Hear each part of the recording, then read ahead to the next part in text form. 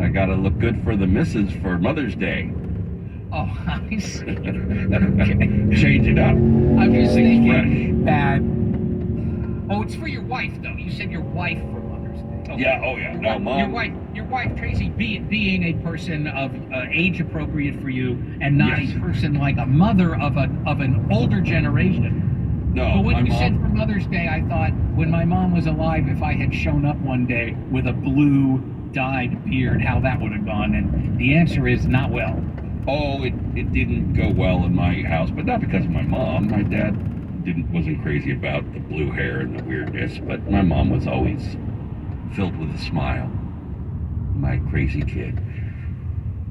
All right, hey, let's get into it. It's Foodie Friday. Let's do it. And the first thing is, I'm going to tell you something. I'm holding it in my hand. And it is a deli pack, meaning at the deli, they, sliced it and put it in a thing for me of smoked Gouda cheese. Oh. And here's what I have. I have a date pack. I also have a sell-by date. And the sell-by date has passed. So I'm assuming I want to toss this in the trash because better safe than sorry. Yes, when it comes to food in the fridge with the dates that are in the past, better safe than sorry. It reminds me at the beginning of the pandemic with all the colors and it's yellow, don't go out, or whatever. For some reason, the government here in America doesn't do well with, charts and things like that, and that we are so bad with this, what we refer to as expiration dates in this country. It's ridiculous. I mean, in the European Union, they figured this out. They have great packaging and they have sensible wording. But in the United States, we have some 40, 50 different ways of saying things that may or may not pertain to its expiration date. No one knows. Okay, they don't have a conversation with the cheese and they say, don't forget, on this day you go bad. There's no way of doing that. Matter of fact, there's too many variables in the way it's handled, in refrigeration, all of these things.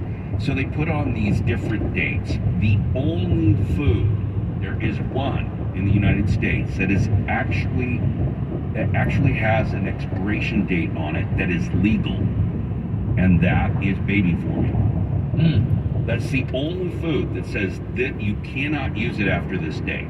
But everything else is, like you said, best before, which really has to do with, its peak freshness or flavor that they can guarantee. With things like you said, sell-by dates, that has nothing to do with the purchaser. That has to do with the store. That is a note to the store to rotate your stock, but it doesn't mean something's bad. Can I ask you a question, though, about that? Mm-hmm. So they have a sell-by date, and that's an internal date. You're saying it's like none of my business. So here they have a thing, and it says today's May 12th. It says sell by May 12th. Yep. What are they going to do with it, though? There's a couple of things. Now, I don't want to speak for each and every store because they may have their own ways around it. They may not be able to sell it as that fresh item anymore, or it's not even a legal thing. They can, but the internal powers that be say, in order to keep things as fresh as possible, we want them to be rotated when they hit this date.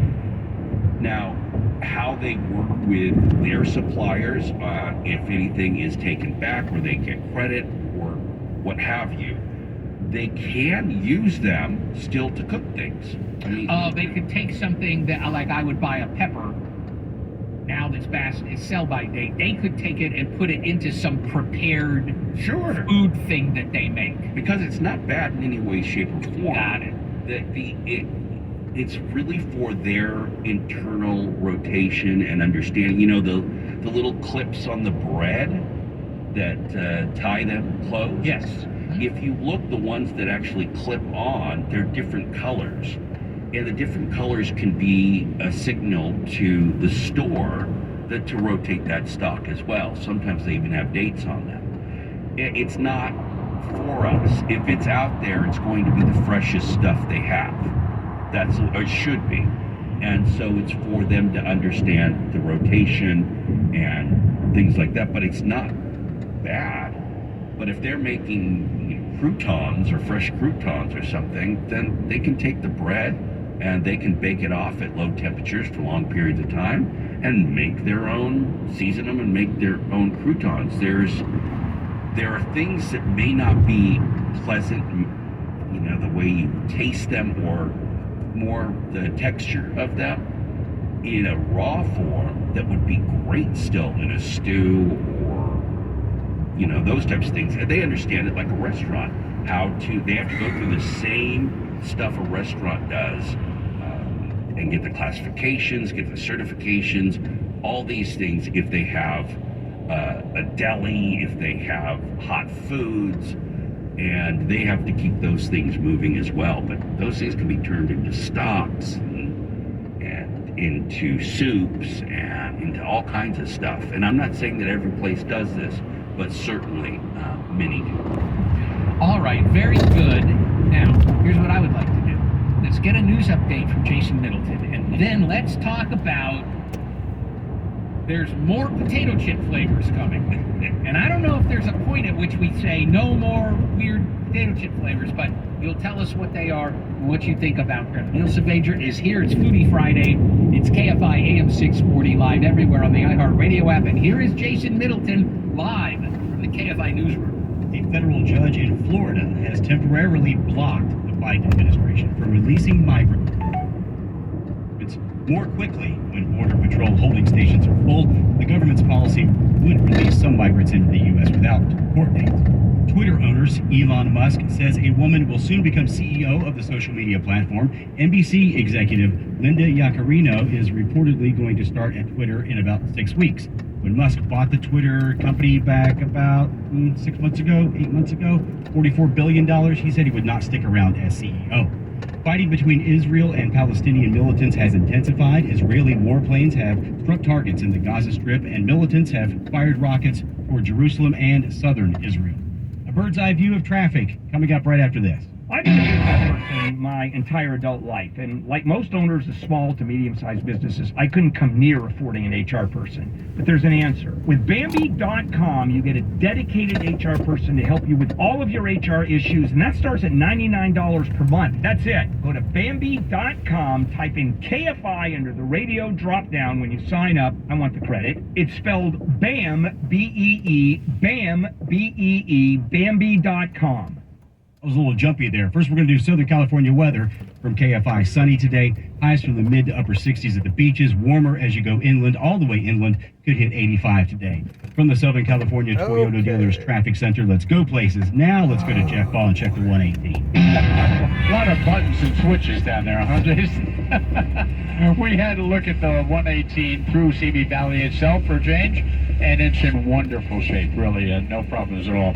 Going up and over the big hill, Rocky Peak, and it stays their way across San Fernando Valley, so a good drive there. If you do pick up the South 405, mind you, it's the 405 that you're dealing with.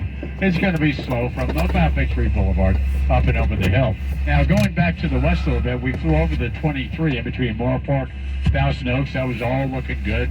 No problems there at all. The eastbound drive, once you get on it, is good to about Calabasas, around the Lost Hills, Las Virgenes area. And then it starts getting slow as you go across the San Fernando Valley.